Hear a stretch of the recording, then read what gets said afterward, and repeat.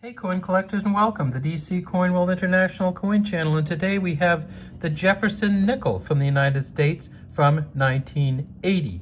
And this of course is the 1980 D Jefferson Nickel, as you can see right there underneath the date. There's the D, says "In God We Trust" on the left, Liberty with a star. See the star right there between the Liberty and the 1980? Let's take a better look at it. So if we look right into it, so that's actually a star there in between the two. This is a kind of lumpy star because it's getting crushed down a little bit. And when I tell you that it's a D for the Denver Mint, you'll have to believe me, because this does not look much like a D either. It's the so-called Filled D, and it gets filled just by use. It's not that it was filled at the mint. It's just that's kind of what happens when you crush nickel a little bit. It kind of melds together. So we see it's Jefferson, and he's facing to the left. These nickels were first made in 1938, and they were made until the 2000s, and then they changed the Jefferson on them as part. First, they did it as part of the Lewis and Clark coins, and then they did it permanently. So in the Lewis and Clark coins, they changed the Jefferson on them, and they also changed the back on them. And so the Lewis and Clark coins, if you're looking for some fun ones to get, there are some great Lewis and Clark coins for their transcontinental expedition in 1804. In those coins, one of them has a buffalo on the back, which is really fun to have a buffalo nickel from the 2000s. All right, if we flip this over, we see that it has Monticello on the back. It says E Pluribus Unum on the top. Down at the bottom, it says United States of America. Above that, it says 5 cents right there. And the United States does not actually have a nickel coin. In many places in the United States, they say it's a nickel, and they mean that it's worth 5 cents.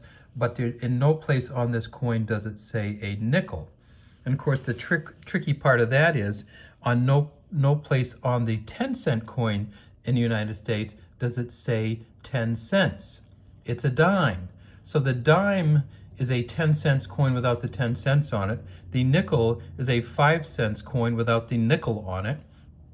And this has Monticello. Now, a lot of people get these nickels and they say, well, I saw one for $25 online for the 1980 D, and why isn't mine, or why is mine worth $25 or more?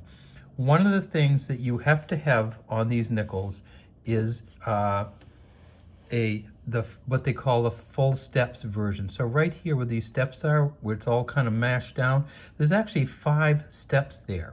And when they grade these by how many of the steps you can see and how far across you can see the steps. So if you can see them all the way across from the left to the right in this picture here, right above my finger, you can't really see any steps. You see a little bit of a line there. And also, you know, if you look at this, there's 3 windows up here. There's a doorway here and 2 windows on the side. There's 3 windows on each side here that you can hardly see in this coin. So this is not going to be the $25 one. But it's going to turn out that there's almost no $25 ones. If you do have a coin and it does have the 5 full steps, you're still not going to get any money from it unless you get it graded by one of the coin grading services. If you can get it graded at MS65 or above, you might be able to get $25 for it. If you, there are a few error coins, but the chances of you getting one of those are low. And I also wanted to note that it does say Monticello underneath. Right here, see the Monticello. That's the name of this mansion. And of course, it was Thomas Jefferson's mansion. This coin is made out of nickel.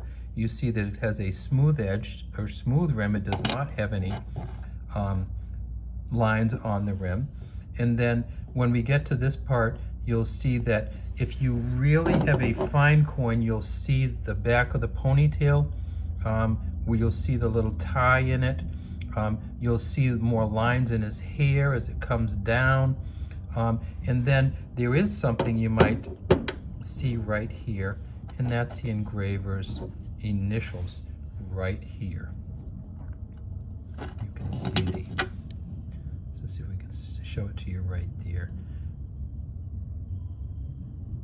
The F and the S right down there for the engraver's initials. So that's something that you want to look for also. If you can see the FS underneath, at least you've got a start. And then if you can read all of this, that's a second. Some people say, look where it's got to be a defect. See how these are all touching the rim? What happens with the rims on these, and let's give you a good show of it, if we can. The rim gets smashed down as they get used in machines and get counted and stuff. And so see how the rim's a lot wider on this side than it is on that side? That's just for the coin getting smashed down. If this one, in this condition, if the letters touch, you're not going to get anything extra for it.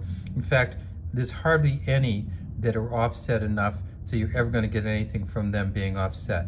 You will also never get anything from this Filled D version. So if you're looking for a Filled D, it's fun, it's interesting, but it's not of any value. How many did they make? Well, they made 500 million of the 1980 Ds. They made 600 million, or more than 500 million, of the 1980 Ps, and they made a few million of the mint sets. So if you get this coin in uncirculated condition without being graded, it's worth about $1 to $2. That's if nobody's ever used it. So imagine what this one right here is worth. I can tell you it's worth 5 cents. All right, thanks for watching the DC Coin World International Coin Channel.